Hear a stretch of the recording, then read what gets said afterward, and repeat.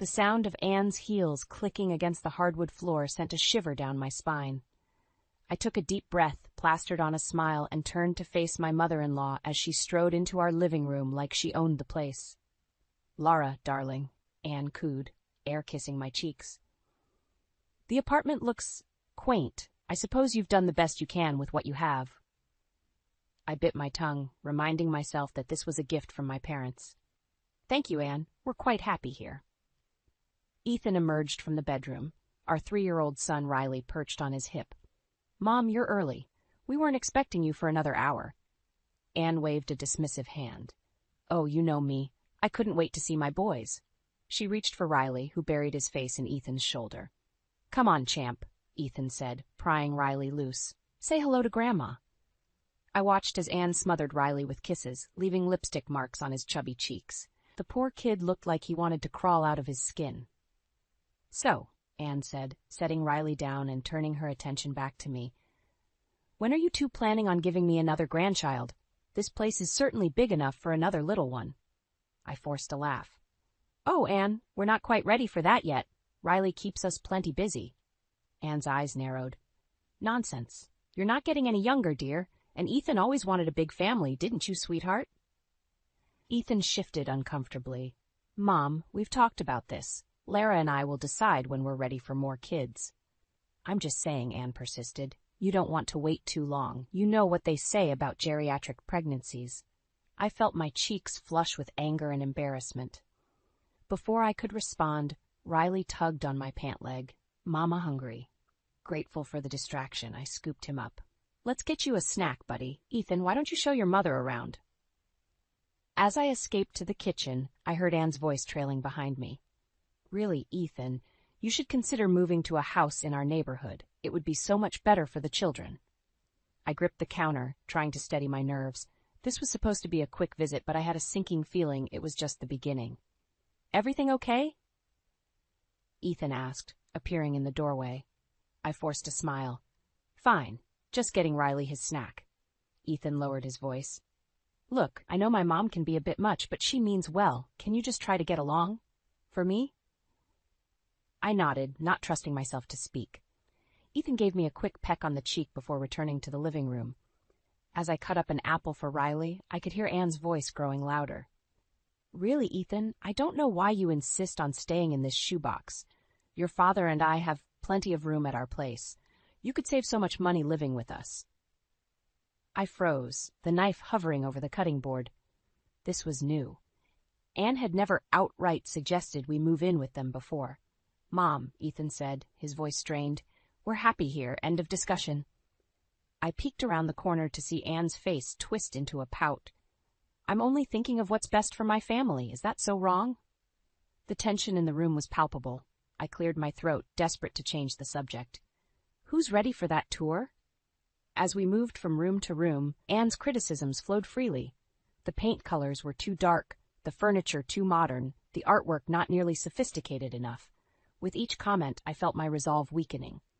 By the time Anne finally left, promising to return soon for a longer visit, I was exhausted. I collapsed onto the couch, Riley curling up beside me. Ethan sighed, running a hand through his hair. "That wasn't so bad, was it?" I stared at him incredulously. "Are you serious? She practically invited herself to move in with us." "She's just lonely since Dad's been sick," Ethan said defensively. "We should make more of an effort to include her." As Ethan's words sank in, a chill ran down my spine. Something told me this was just the beginning of a much bigger problem. The shrill ring of my phone jolted me awake. I fumbled for it in the dark, my heart racing as I saw Anne's name on the screen. "Lara? It's Brian. He's in the hospital." I sat up, instantly alert. "What happened?" "A stroke," Anne's voice cracked. "They don't know. I need you and Ethan here. Now." Within the hour, we were at the hospital. Riley left with a neighbor. The harsh fluorescent lights made Anne look older, more vulnerable than I'd ever seen her. "Oh, thank God you're here," she said, pulling Ethan into a tight embrace. I stood awkwardly to the side, unsure of my place in this family crisis. As we waited for news, Anne's composure crumbled. "I don't know what I'll do if—" She trailed off, her eyes filling with tears. Despite our differences, I found myself reaching out to squeeze her hand. "He's strong. Anne, He'll pull through. The doctor finally emerged, his face grave. Mr. Thompson is stable, but he's suffered significant damage. He'll need round-the-clock care for the foreseeable future. Anne's grip on my hand tightened. Of course, we'll hire the best nurses, whatever it takes. The doctor shook his head. I'm afraid it's not that simple. Mr. Thompson will need a level of care that's difficult to provide at home. I'd recommend a long-term care facility. Absolutely not. Anne interrupted. My husband is coming home with me, and that's final. As the doctor tried to reason with her, I saw the wheels turning in Anne's mind. I knew what was coming before she even opened her mouth. Laura, dear, she said, turning to me with a sickeningly sweet smile. You're not working right now, are you? Surely you could help me care for Brian. It would mean so much to have family around during this difficult time. I felt Ethan stiffen beside me. Mom, we can't just uproot our lives. Can't we? Anne's voice took on a sharp edge. After everything your father and I have done for you, that apartment you're living in rent-free, the least you could do is help when we need you most. I watched the conflict play out on Ethan's face. I knew he felt indebted to his parents, but this was asking too much. We'll figure something out, I said, trying to diffuse the tension. But moving in isn't. I think it's a great idea, Ethan interrupted. I stared at him in disbelief. What? Think about it, Laura. We'd be saving money. Riley would get to spend more time with his grandparents. It makes sense. I felt like I was drowning, my carefully constructed life crumbling around me. Ethan, can we talk about this in private? We stepped into the hallway, leaving Anne to fuss over Brian's unconscious form. Have you lost your mind? I hissed. We can't move in with your parents. Ethan ran a hand through his hair, a sure sign he was stressed. It's temporary, Lara, just until Dad's back on his feet.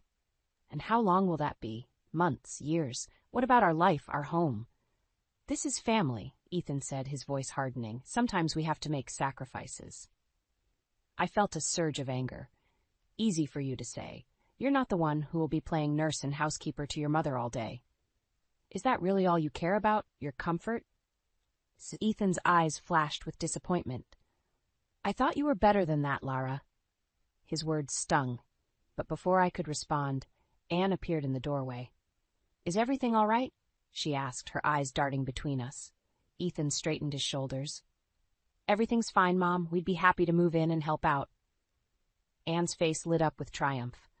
Oh, I knew I could count on you both. We'll get started on the arrangements right away. As Anne launched into plans for our move, I caught a glimpse of my reflection in the window. I barely recognized the woman staring back at me, trapped, powerless, and utterly alone. I stared at the boxes piled high in Anne and Brian's guest room, our entire life condensed into cardboard containers. The weight of our decision pressed down on me, making it hard to breathe. Laura, where did you put Riley's favorite blanket? Ethan called from downstairs. I sighed, digging through a nearby box. Coming. As I descended the stairs, I caught sight of Anne hovering over Brian in his hospital bed, now set up in the living room. Her saccharine voice grated on my nerves. Oh, Brian, darling, isn't it wonderful having the whole family under one roof? I bit my tongue, handing the blanket to Ethan without a word. He barely glanced at me, too preoccupied with setting up Riley's play area. Laura, Anne chirped, be a dear and fetch Brian's medication, would you? It's time for his next dose. I nodded, retreating to the kitchen. As I sorted through the pill bottles, I heard the doorbell ring. I'll get it, I called, grateful for any excuse to escape. I opened the door to find a woman about my age, holding a casserole dish. Hi there. I'm Jenna, your next-door neighbor. I thought I'd bring over a welcome dish. Relief washed over me at the sight of a friendly face. That's so kind of you. I'm Laura. Would you like to come in for a cup of coffee? Before Jenna could respond, Anne appeared behind me. Who's this, Laura? I introduced Jenna, watching Anne's eyes narrow as she sized up our new neighbor. How lovely, Anne said, her tone anything but. I'm sure Laura would love to chat, but we're quite busy settling in. Perhaps another time? I felt my cheeks burn with embarrassment. Actually, Laura, Ethan interrupted. Mom needs help with Dad's physical therapy. Can you come here? Jenna gave me a sympathetic smile. No worries. We'll catch up soon, okay? As I closed the door, I felt the last of my freedom slipping away. The days blurred together, a monotonous cycle of caring for Brian, catering to Anne's demands, and trying to keep Riley entertained. Ethan grew more distant, spending long hours at work and barely acknowledging me when he was home. One afternoon, while Anne was napping and Brian was stable, I snuck out to the backyard. I needed air, space, anything to clear my head. "Sst, Lara!" I turned to see Jenna waving from over the fence. "Hey, neighbor. Fancy meeting you here in your own yard," she teased. I managed a weak smile. It feels like the first time I've seen daylight in weeks. Jenna's expression softened. "That bad, huh?" Before I knew it, I was spilling everything. The move, the tension with Ethan, Anne's constant criticism. Jenna listened without judgment, offering tissues when the tears started falling. "Lara, honey, you can't keep living like this," she said gently. "Have you thought about leaving?" I stared at her, shocked. I can't. Ethan needs me. Riley needs his father." Jenna shook her head. "What about what you need? You're disappearing, Lara. I can see it happening right in front of me." Her words hit me like a punch to the gut. She was right. I was losing myself, piece by piece. "Lara," Anne's shrill voice cut through the air. "Where are you? Brian needs his bath." I closed my eyes, steeling myself. "I should go." Jenna reached across the fence, squeezing my hand. "Think about what I said, okay? You deserve better than this." As I turned to go back inside, I caught sight of Ethan watching from an upstairs window. The look of disappointment on his face made my stomach churn. That night, as we lay in bed, Ethan finally spoke. "I saw you talking to the neighbor today." "Her name is Jenna," I said, my voice barely above a whisper. "Mom says she's been filling your head with nonsense, telling you to leave us." I sat up, anger flaring. "So you're spying on me now?" Ethan's face hardened. "Someone has to keep an eye on you. You've been neglecting your duties, Lara. Mom's had to pick up your slack." "My duties?" I spat. "I'm your wife, Ethan, not your servant." "Keep your voice down," he hissed. "You'll wake Riley." I stared at him, this stranger wearing my husband's face. In that moment, I made a decision that would change everything. I want a divorce. The words hung in the air between us, heavy and irreversible. Ethan's face contorted in shock, then anger. "A divorce? Are you out of your mind, Lara?" I stood my ground, heart pounding. "I'm serious, Ethan. I can't live like this anymore." He scoffed, running a hand through his hair. "This is ridiculous. You're just tired. Get some sleep, and we'll talk in the morning." But I knew there was no going back. I grabbed a pillow and headed for the door. "I'll sleep in Riley's room tonight." As I settled onto the small couch in Riley's room, my mind raced. How would I manage on my own? Where would we go? The questions swirled until exhaustion finally pulled me under. The next morning, I woke to Riley's gentle pats on my cheek. "Mama, why are you sleeping here?" I forced a smile. "Just wanted to be close to you, sweetie. Let's get you dressed." As we made our way downstairs, the tension in the house was palpable. Anne's eyes narrowed as she saw me. "Ethan told me about your outburst last night," she said, her voice dripping with disdain. "I hope you've come to your senses." I ignored her, focusing on getting Riley his breakfast. Ethan appeared, looking haggard. "Lara, can we talk?" he asked, gesturing to the patio. Once outside, he sighed heavily. "Look, I know things have been tough, but divorce? That's not the answer." I steeled myself. "It is for me, Ethan. I'm not happy. I haven't been for a long time." "And what about Riley? Have you thought about what this would do to him?" The guilt hit me like a wave, but I pushed through. "Of course I have. But staying in an unhappy marriage isn't good for him either." Ethan's face hardened. "If you do this, you'll regret it. My parents have connections. They'll make sure you never see Riley again." The threat sent a chill down my spine. Before I could respond, Anne's voice called from inside. "Ethan, the movers are here." Confused, I followed Ethan back into the house. Two burly men stood in the entryway, clipboards in hand. "What's going on?" I asked, a knot forming in my stomach. Anne smiled sweetly. "Oh, didn't Ethan tell you? We've decided to sell your apartment. It's time for a fresh start, all together." The room spun. You can't do that. My parents gave us that apartment." "As a wedding gift," Ethan interjected. "And since you're so keen on ending our marriage, I'd say it's fair game." I felt the walls closing in. Our apartment, my safe haven, was being ripped away, and with it any chance of independence. "You planned this," I whispered, the realization dawning. "You knew I was unhappy, so you trapped me here." Anne's smile turned predatory. "Now, Lara, don't be dramatic. We're family. This is what's best for everyone." I watched helplessly as the movers began packing up our life. Riley tugged at my sleeve, confusion in his eyes. "Mama, where are our things going?" I knelt down, fighting back tears. They're coming here, sweetie. We're going to stay with Grandma and Grandpa for a while." As I held Riley close, I caught sight of Jenna through the window.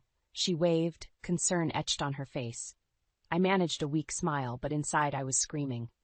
Later that night, as the house finally quieted, I slipped out to the backyard. Jenna was there, waiting. "Lara, what's going on? I saw the movers earlier." The dam broke, and I told her everything. The forced move, Ethan's threats, the loss of our apartment. Jenna listened, her expression growing more horrified. "Lara, this is abuse. You need to get out of there." "How?" I choked out. "They've taken everything. I have nowhere to go, no money of my own." Jenna reached across the fence, gripping my hand tightly. "Listen to me. I have a friend who's a lawyer. She specializes in cases like yours. Let me call her." As I nodded, a light flicked on upstairs. Ethan's silhouette appeared in the window, watching us. "I have to go," I whispered urgently. Jenna squeezed my hand one last time. "Be ready. We're getting you out of there." As I crept back inside, my heart raced, with equal parts fear and hope. For the first time in months, I felt a flicker of control returning. Whatever came next, I knew one thing for certain. I wouldn't go down without a fight. The next morning, I woke with a newfound determination. Jenna's words echoed in my mind, giving me strength. I had to act, and fast. As I made breakfast, Anne hovered nearby, her eyes following my every move. "I hope you've reconsidered your foolish notion of divorce, Lara. It would be such a shame to tear this family apart." I bit my tongue, focusing on Riley's cereal. Ethan walked in, his face a mask of indifference. "Morning," he mumbled, barely glancing at me. I took a deep breath. "Ethan, we need to talk, privately." Anne's eyes narrowed, but she retreated to Brian's room. Ethan sighed, following me to the patio. "What is it now, Lara?" I steeled myself. "I'm leaving. Today. And I'm taking Riley with me." Ethan's face contorted with anger. "Like hell you are. You have nowhere to go, no money, you're nothing without us." His words stung, but I stood my ground. "I've contacted a lawyer. She's helping me file for divorce and emergency custody." Ethan's laugh was cold. "Good luck with that. My parents' lawyers will bury you." "I have evidence, Ethan," I said, my voice shaking, "of the emotional abuse, the manipulation, the way you and your mother have isolated me." His face paled. "You're bluffing." I pulled out my phone, playing a recording of last night's conversation. Ethan's threats echoed in the quiet morning air. "You bitch," he hissed. "You'll regret this." Before I could respond, a scream pierced the air. We rushed inside to find Anne standing over Brian's bed, her face ashen. "He's not breathing," she wailed. The next few hours passed in a blur. Paramedics arrived, but it was too late. Brian was gone. As the coroner took Brian's body away, I retreated to Riley's room, holding him close.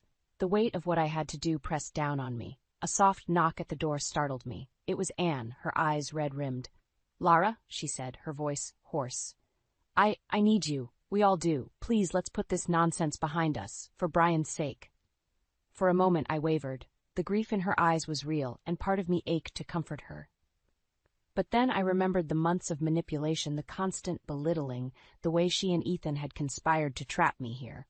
"I'm sorry for your loss, Anne," I said softly, "but I can't stay. It's not healthy for me or for Riley." Anne's face hardened. "You ungrateful little. Everything okay in here?" Ethan appeared in the doorway, his eyes darting between us. I nodded, gathering Riley in my arms. "We're fine. I was just telling your mother that Riley and I will be staying at a hotel tonight. We need some space." Ethan's jaw clenched. "Now isn't the time for this, Lara. We need to plan the funeral, deal with Dad's estate." "And we will," I interrupted. "But not here. Not like this." As I moved to leave, Ethan grabbed my arm. "You're not taking my son anywhere." Riley whimpered, burying his face in my neck. The sound seemed to snap Ethan out of his rage. "Fine," he spat. "Go. But this isn't over." I hurried downstairs, my heart pounding. As I reached for the door, Anne's voice stopped me cold. "If you walk out that door, don't bother coming back. You'll never see a penny of Brian's money, and I'll make sure everyone knows what an abandoning whore you are." I turned to face her, surprised by the calm that washed over me. "Goodbye, Anne." As I stepped outside, Jenna was waiting in her car, engine running. "You ready?" she called. I nodded, buckling Riley into the back seat. As we pulled away, I caught a glimpse of Ethan and Anne in the rearview mirror, their faces a mix of fury and disbelief. "Where to?" Jenna asked. I took a deep breath, feeling the weight of the past few years lifting. Anywhere but here. As we drove away from the house that had become my prison, I felt a glimmer of hope. The road ahead was uncertain, but for the first time in years, I was free to choose my own path. The hotel room felt like a sanctuary after the chaos of the past few days. Riley slept peacefully in the adjoining room while I pored over documents with Sarah, Jenna's lawyer friend. "These recordings are damning, Lara," Sarah said, her brow furrowed. "But Ethan's family has deep pockets. They'll fight dirty." I nodded, steeling myself. "I'm ready. What's our next move?" A sharp knock at the door made us both jump. I approached cautiously, peering through the peephole. My heart raced as I saw Ethan standing there, his face a mask of barely contained rage. "Lara, open the damn door." Sarah squeezed my arm. "Don't. I'll call security." But as she reached for her phone, another voice joined Ethan's, Anne's. "Lara, darling, please. We just want to talk."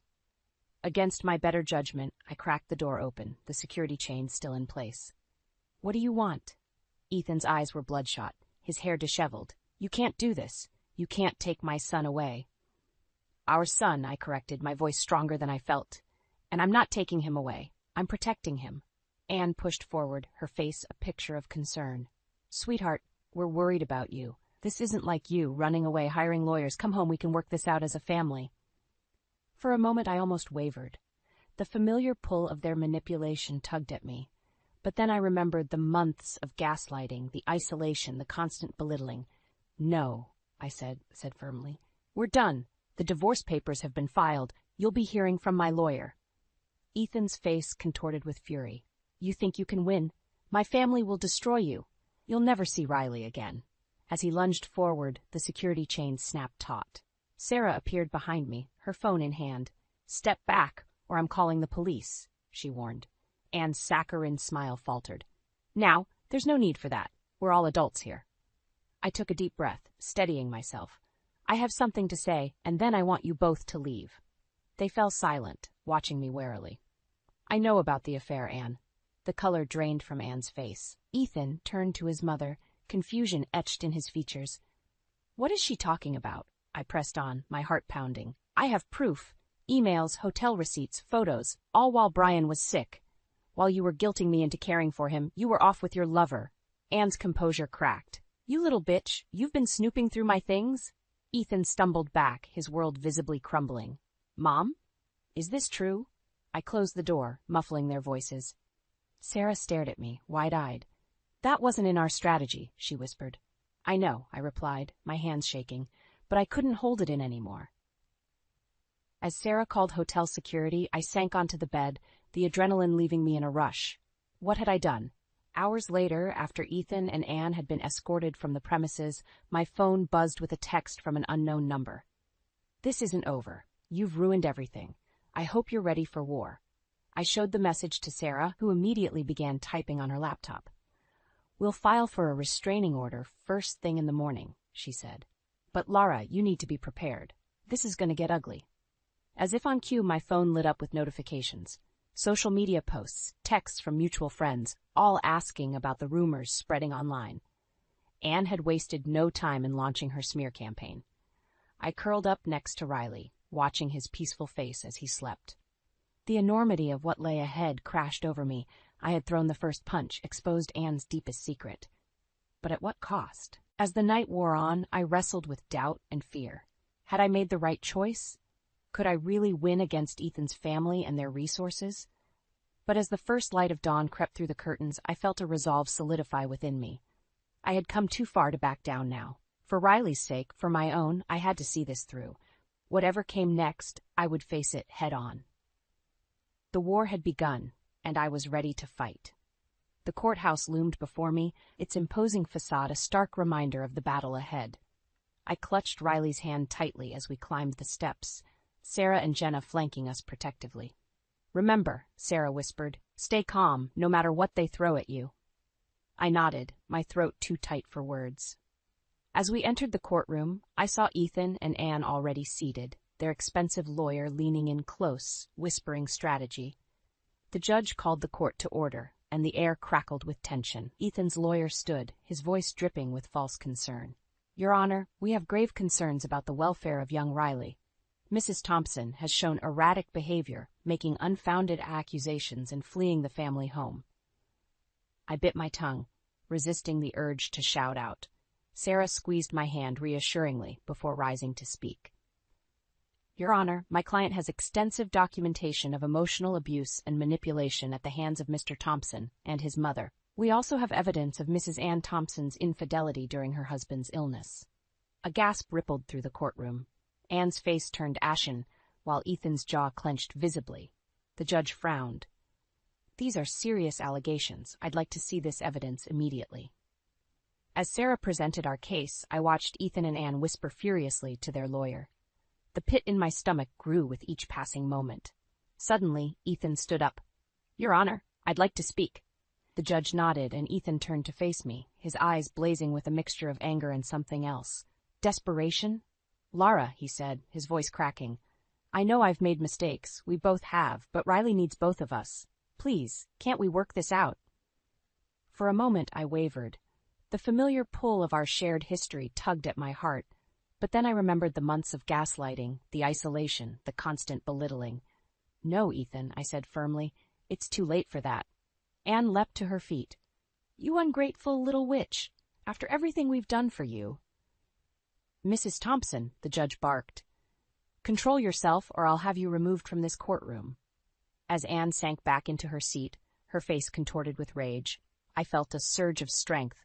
I stood, addressing the judge directly. "Your Honor, I've spent years trying to please this family, sacrificing my own happiness and well-being in the process. I'm not asking for money or revenge. I just want to raise my son in a healthy, loving environment." The judge nodded thoughtfully. "I've seen enough for today. We'll reconvene tomorrow for my decision." As we filed out of the courtroom, I felt a mix of relief and dread. What if the judge sided with Ethan? What if I lost Riley? Outside, reporters swarmed us, shouting questions about Anne's affair and the family's dirty laundry. Jenna and Sarah formed a protective barrier around Riley and me as we pushed through the crowd. Suddenly, I heard Ethan's voice behind me. "Lara, wait!" I turned to see him jogging towards us, his face a mask of anguish. "Please, can we talk? Just for a minute?" Against my better judgment, I nodded. "Jenna, can you take Riley to the car?" As soon as Riley was out of earshot, Ethan's demeanor changed. His eyes hardened, his voice low and menacing. "You think you've won? This is far from over. My mother has friends in high places. We'll make sure you never see Riley again." I felt the blood drain from my face. "You wouldn't dare." "Try me," he snarled. "You've ruined everything. Now I'm going to ruin you." As he stormed off, I stood rooted to the spot, my world spinning. Sarah appeared at my side, her face etched with concern. "Lara? What happened? What did he say?" I opened my mouth to respond, but no words came out. The weight of Ethan's threat crashed over me, leaving me gasping for air. As we drove away from the courthouse, Riley chattering happily in the back seat, I stared out the window, my mind racing. How far would Ethan and Anne go to keep Riley? What lengths would I have to go to protect him? The war I had started was far from over. And as the sun set on this tumultuous day, I realized that the real battle was just beginning. The courtroom fell silent as the judge cleared his throat. My heart pounded so loudly I was sure everyone could hear it. Riley sat beside me, blissfully unaware of the gravity of this moment. "In the matter of Thompson versus Thompson," the judge began, "I've carefully considered all evidence presented. The accusations of emotional abuse, manipulation, and infidelity are deeply troubling." I held my breath, feeling Jenna's reassuring hand on my shoulder. "It is the decision of this court to grant full custody of Riley Thompson to Lara Thompson, with supervised visitation rights for Ethan Thompson." The room erupted in chaos. I sat stunned, tears of relief streaming down my face. Ethan leapt to his feet, shouting obscenities, while Anne wailed dramatically. "Order!" the judge bellowed. "Mr. Thompson, control yourself or you'll be held in contempt." As the bailiff escorted Ethan and Anne out, I hugged Riley close, whispering, "It's over, baby. We're going to be okay." Outside the courthouse, reporters swarmed us. I steeled myself, ready to face them head-on. "Mrs. Thompson, how do you respond to accusations that you fabricated evidence against your mother-in-law?" I took a deep breath. Every piece of evidence presented was thoroughly vetted by my legal team. The truth has prevailed today, and that's all that matters.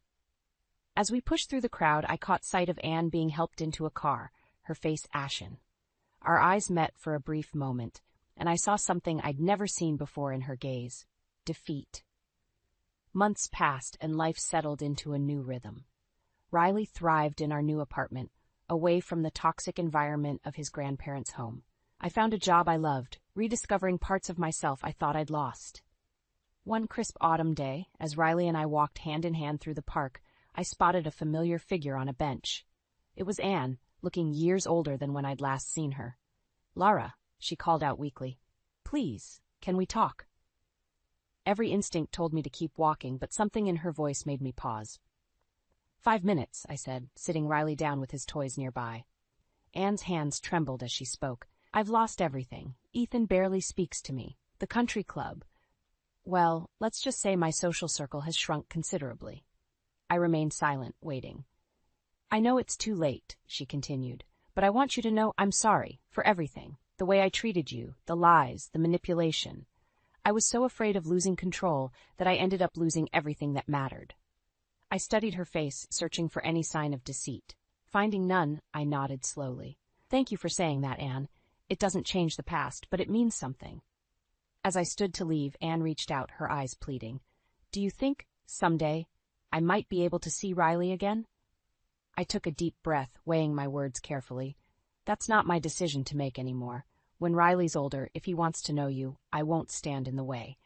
But for now, we need space to heal." Walking away, I felt a weight lift from my shoulders. The last threads of resentment and anger loosened their grip on my heart.